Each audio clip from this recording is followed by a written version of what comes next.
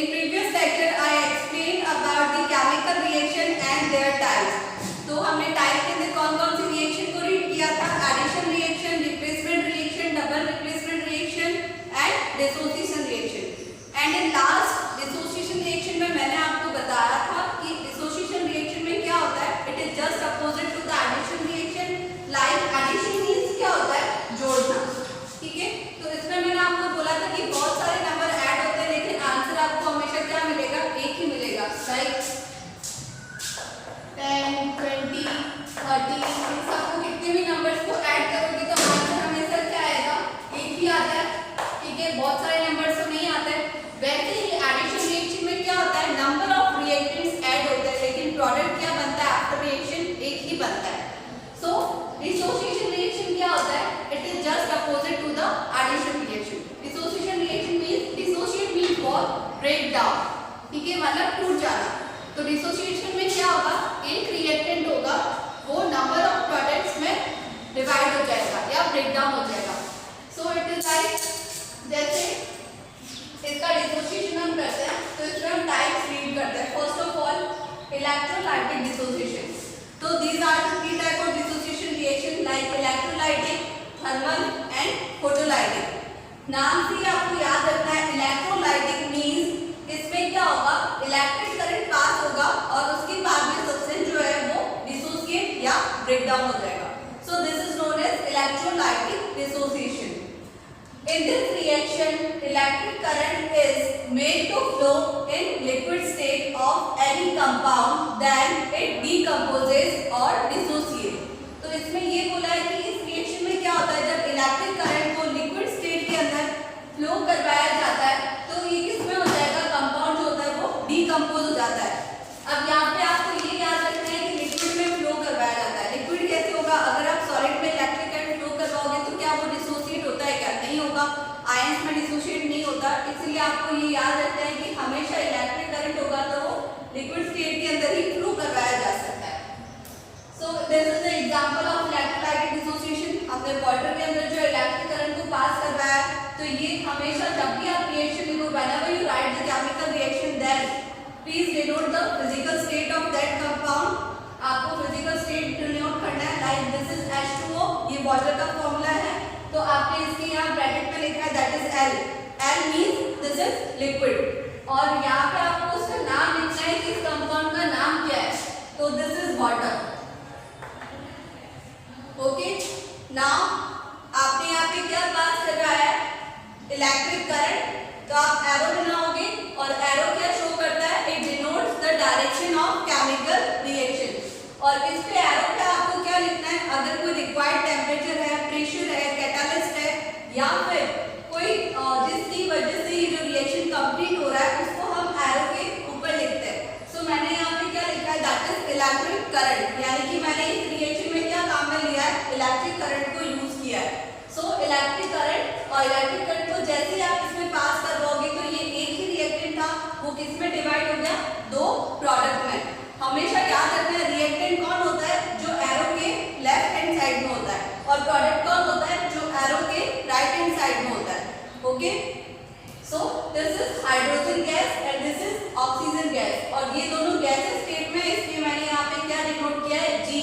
G means this is for the gaseous state. अब यहाँ पे मैंने 2H2 लिखा है। 2H2 क्यों लिखा है? क्योंकि यहाँ देखो, यहाँ हाइड्रोजन कितना है? H2। ये मैंने क्या कहा था? जब भी कोई आगे वाला नंबर होता है इट्स लाइक दिस। अगर ये नंबर है और किसी कंपाउंड के आगे अगर कोई नंबर लिखा हुआ है, इट मींस वो जितने भी कंपाउंड पीछे वो सबको शेयर करता है। तो ये 2 जो होगा ये हाइड्रोजन भी शेयर करेगा और ये 2 जो है वो ऑक्सीजन भी शेयर करेगा। तो इसीलिए जो है हमेशा याद रखना है कि आगे वाला नंबर सब शेयर करते हैं, लेकिन अगर किसी का एलिमेंट के नीचे की तरफ कोई नंबर लिखा है लाइक दिस वन,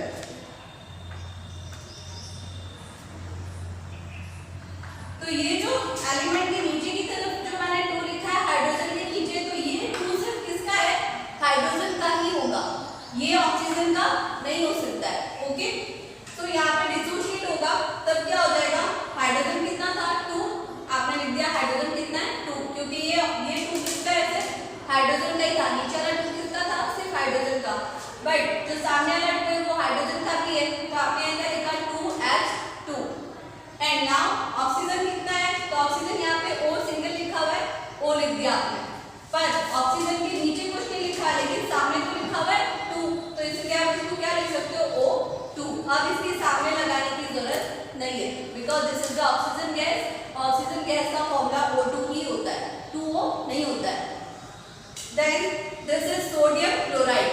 ये नाम मैंने नहीं लिखे हैं केमिकल्स के, क्योंकि ये सिर्फ एक्सप्रेशन पर्पस के लिए है, इसलिए आपको ये नहीं लिखना है कॉपी में। I will provide you notes for that.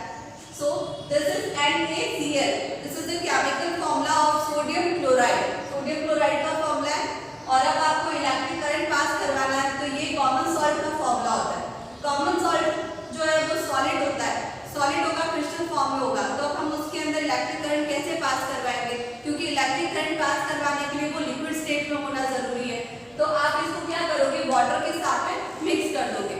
जब भी किसी कंपाउंड के साथ में वाटर को मिक्स किया जाता है तो उसे हम बोलते हैं एक्वस सॉल्यूशन। तो एक्वस के लिए आपने कौन सा स्टेट डिनोट करना है, AQ।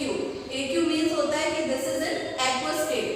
So electric current pass करवाया है, और अब ये जो है ब्रेक डाउन होगा, तो डिसोसिएट होकर किसमें हो गया, ये 2 किसने शेयर किया, Na, so that is 2Na aqueous and this is chlorine gas।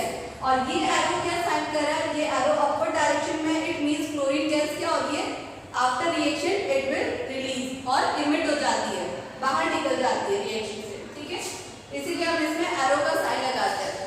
Then thermal dissociation, thermal means क्या होता है, हीट।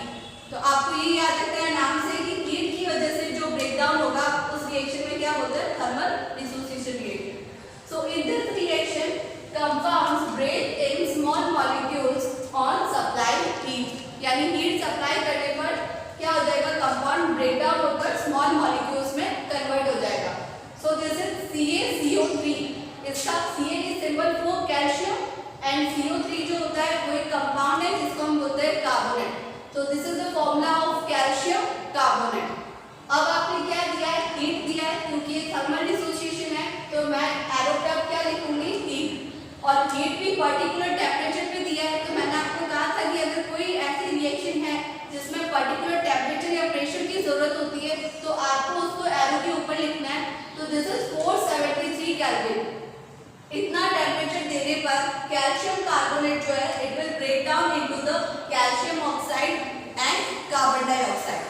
तो ये टेम्परेचर देने पर क्या हो गया, कैल्शियम कार्बोनेट ब्रेक डाउन हो गया, डिसोसिएट हो गया, किसमें, कैल्शियम ऑक्साइड में और कार्बन डाइऑक्साइड में। अब मैं बताती हूँ यहाँ पे CaO कैसे आया, लाइक कैल्शियम कार्बोनेट, ठीक है। अब इसमें कैल्शियम कितना है, 1, कार्बन कितना है, 1, ऑक्सीजन कितना है, 3। तो यहाँ पे जो है कैल्शियम कितना आ गया, 1, ऑक्सीजन कितना है, 1। इसका मतलब अभी 2 ऑक्सीजन रिमेनिंग है, तो एक कार्बन आपने यहाँ लिख दिया, और बाकी जो रिमेनिंग 2 ऑक्सीजन कंपाउंड थे वो भी आपने कहाँ लगा दिए, इसके पास में। एंड ये सिंबल क्या डिनोट कर रहा है, carbon dioxide release from this reaction, कि कार्बन डाइऑक्साइड इमिट हो जाती है। Now the third one is photolytic dissociation. Photolytic means light energy, क्योंकि लाइट एनर्जी का पार्टिकल्स क्या होता है, फोटोन। तो यहाँ पे आप इसे क्या बोलोगे, that is photolytic dissociation. In this reaction compounds get energy from light. यहाँ से कंपाउंड किससे एनर्जी लेता है, लाइट से, एंड देन इट डिसोसिएट और breaks into the small molecule, और उसके बाद में वो ब्रेक डाउन हो जाता है। सो this is hydrogen bromide, H2 hydrogen and Br is the symbol of bromine, जिसे हम नाम देते हैं हाइड्रोजन ब्रोमाइड। एरो पे आपको क्या लिखना है, आपने क्या यूज किया डिसोसिएशन के लिए, light. So this is light and this is the symbol of photon.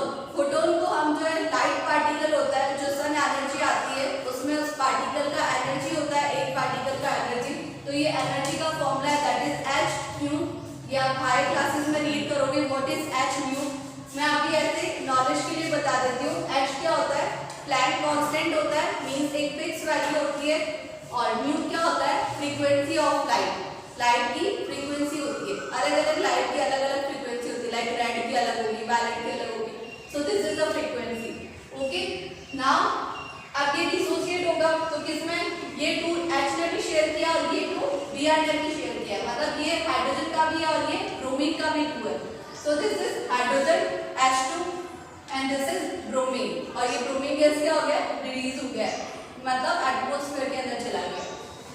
Now this is slow and fast reaction. तो यहाँ पे 3 डिसोसिएशन रिएक्शन के टाइप ओवर हो गए। Now we will read a new topic, that is slow and fast reaction.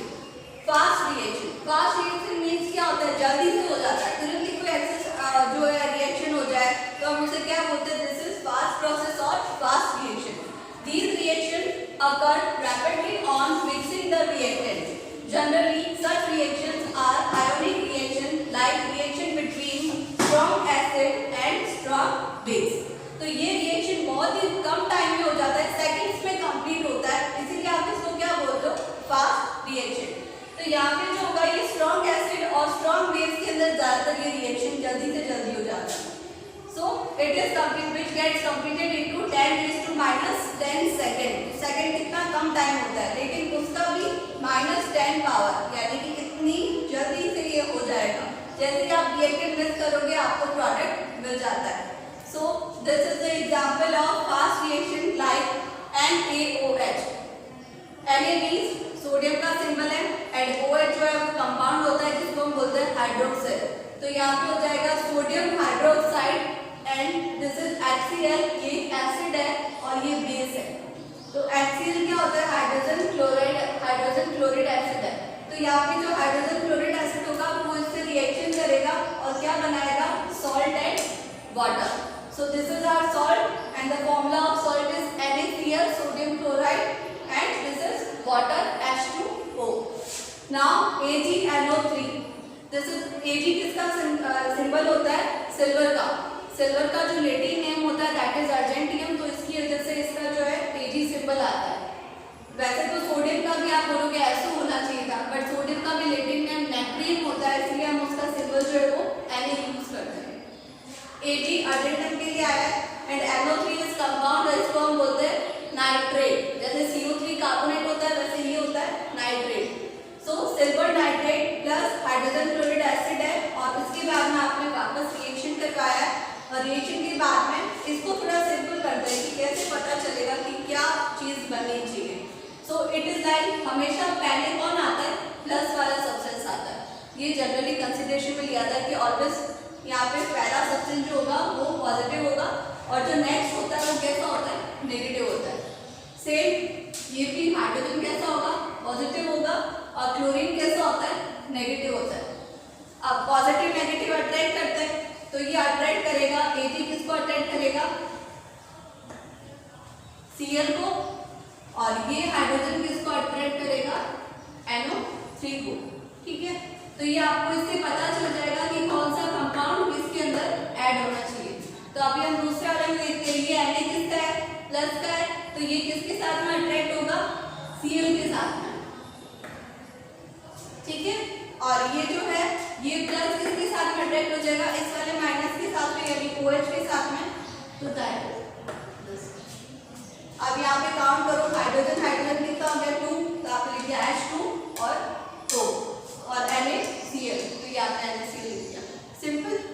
अब AgCl आ गया और यहाँ पे H किसके साथ ऐड हो रहा है? NO3. तो ये आपका आ गया nitric acid and this is silver chloride. Now this is the slow reaction.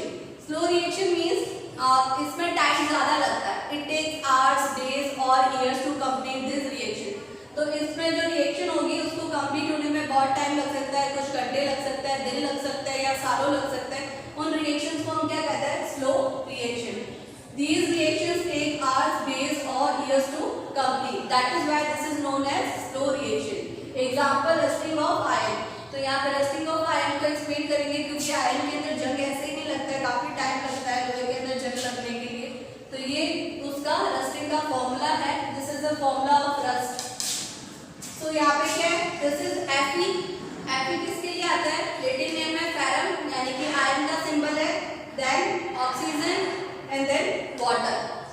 ये तीनों ऐड होकर क्या बना रहे हैं? रस्ट बना रहे हैं. तो आपने यहाँ लिखा है 2Fe2O3.3H2O. This is the formula of rusting or rust. तो ये आपको याद रखना है.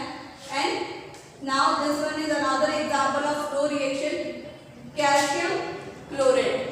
ठीक है, sorry, potassium chloride. KClO3. तो K is the symbol of potassium. तो potassium chloride और आपने यहाँ पे क्या दिया? हीट दिया है और हीट का सिंबल जो होता है ये मैंने आपको पहले भी बताया था. This triangle denotes the heat. तो ये ट्रायंगल किसके लिए आता है? हीट के लिए आता है. सो this is potassium chloride and oxygen gas is release. अब आपको कैसे पता चला कि इसका 2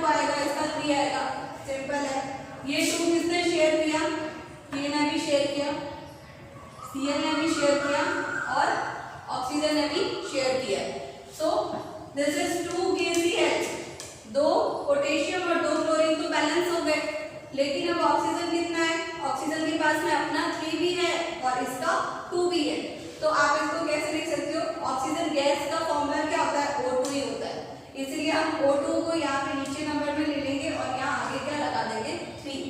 सो बैलेंसिंग देख लो, 2 potassium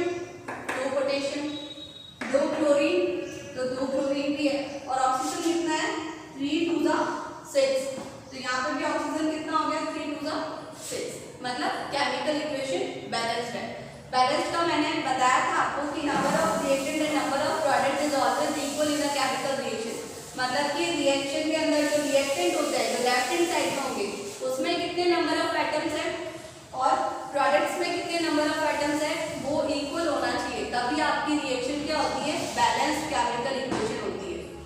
and now this is CH3COOH plus C2H5OH, ये भी एथिल अल्कोहल का फॉर्मूला होता है, ये एसिटिक एसिड का फॉर्मूला है, and then this is ethyl acetate and water. तो इसमें आपको कैसे पता चला, तो CH3COO प्लस C2H5OH, तो अब इसके अंदर आपको ये प्लस माइनस करके अलग करके देखना है इसमें क्या होगा। सो यहाँ पे CH3COO किसके पास चला जाएगा, ये माइनस का था कंप्लीट कंपाउंड, यहाँ से लेकर यहाँ तक माइनस में, ये इसके पास चला गया और लास्ट में जो आपका OH था वो हाइड्रोजन से ऐड हो गया, सो CH3COO C2H5 बन गया, इसको हम क्या बोलते हैं C2H5 ethyl and this is acetate, तो this is ethyl acetate and C2O यहाँ पे OH और ये इसका H ऐड अप करके बना रहा है water. So this is all for today. Again I am repeating myself, do not write this material, I will provide you PPT for the notes. Thank you.